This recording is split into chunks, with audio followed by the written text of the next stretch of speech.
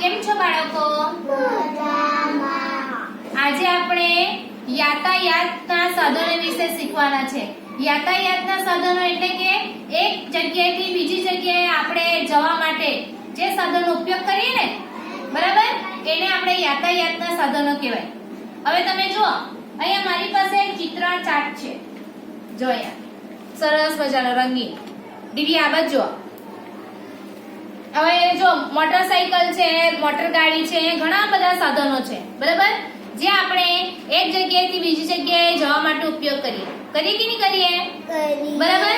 હવે તમે જુઓ, કેટલાને ઘરે સાયકલ છે? આમાં જો આ સાયકલનું ચિત્ર છે. હા, કેટલાની ઘરે સાયકલ છે? સરસ, ચાલો, વેરી ગુડ. હા, ચાલ, હવે તમે જુઓ, અહીંયા સાયકલ છે, બરાબર.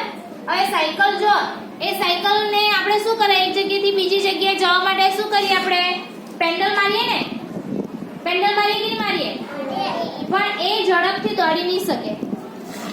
જે આપણે સ્પ્લેન્ડર હોય ને, મોટરસાઇકલ હોય ને, મોટરસાઇકલ, આ જો આ સાયકલ રિક્ષા છે, આ મોટરસાઇકલ છે, બરાબર, સ્પ્લેન્ડર.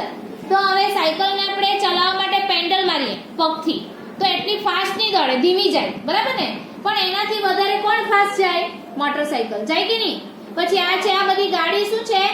આ સાયકલ થી થોડી ફાસ્ટ જાય. કેમ જાય? હા, બસ બી જાય. હવે જો આ સાયકલમાં આપણે પેન્ડલ મારીએ તો સાંભળો, અહીંયા આ સાયકલમાં આપણે પેન્ડલ મારીએ તો એ ધીમે જાય, બરાબર, એમાં મોટર નહીં હોય. જ્યારે આ બધા સાધનો શું હોય?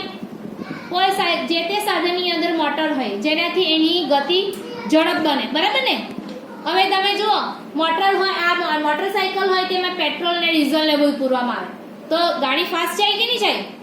હા, તો સાયકલ થી એટલી સાયકલ ધીમી જાય. જ્યારે મોટરસાઇકલ શું થાય? એ ફાસ્ટ ભાગે. ભાગે કે નહીં ભાગે? એટલે હવે તમે જુઓ, તો સાયકલ છે એને પણ યાતાયાતનું સાધન કહેવાય. કેમ? તો એક જગ્યાએથી બીજી જગ્યાએ આપણને જવા માટે મદદ કરે, બરાબર. હવે તમે જુઓ, આ જીપ છે, જીપમાં બી તમે બેસીને જાય કે નહીં? ઝડપથી પહોંચી જાય ને. હવે પહેલા જે દાદા દાદી આપણા હતા ને, એ છે ને બળદગાડીનો ઉપયોગ કરતા હતા, ઘોડાગાડીનો ઉપયોગ કરતા હતા પહેલા, બરાબર. અહીંયા જો, અહીંયા ઘોડાગાડી છે, પછી આવી સાયકલ રિક્ષા છે, એવી પહેલા ઉપયોગ કરતા હતા. પછી આ ઘોડાની જગ્યા પર બળદને પણ બાંધીને જતા હતા, પણ ધીમે 1 દિવસ 2 દિવસ એવા પહોંચતા હતા. અત્યારે શું, જો વિમાન છે, તો ઓછા સમયની અંદર તમે જે તે દેશમાં પહોંચી શકે, બરાબર. પછી આ સ્કૂટર છે, ખટારામાં બેસીને બી તમે જઈ શકો, ટ્રેનમાં બી બેસીને જઈ શકો દૂરના દેશ સુધી, બરાબર. તો આ બધા જે સાધન છે એને યાતાયાતના સાધન કહેવાય. શું કહેવાય? યાતાયાતના સાધન કહેવાય. ઝડપથી દોડતા વાહનો, બરાબર. હવે તમે જુઓ, આ સાયકલ છે, એની અંદર આપણે પેન્ડલ મારીએ તો આપણે જઈ શકીએ.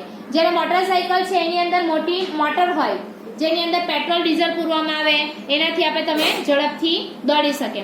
હવે તમને આના જ લગતું એક બાળગીત તમને કરી બતાવો, બરાબર, જે તમારે મારી સાથે કરવાનું છે. ચાલ, બધા ઉભા થઈ જાઓ. સાયકલ મારી સરર જાય, સાયકલ મારી સરર જાય,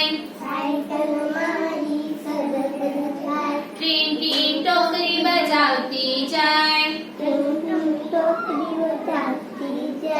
ડોસીમાં ડોસીમાં આઘા ખસો, સાયકલ આવશે તો પડી જશો, સાયકલ આવશે તો પડી જશો. ચલો, બાળગીત કરવાની મજા આવી? હવે તમને એક પ્રશ્ન પૂછું, સાયકલ છે એ યાતાયાતનું સાધન કહેવાય?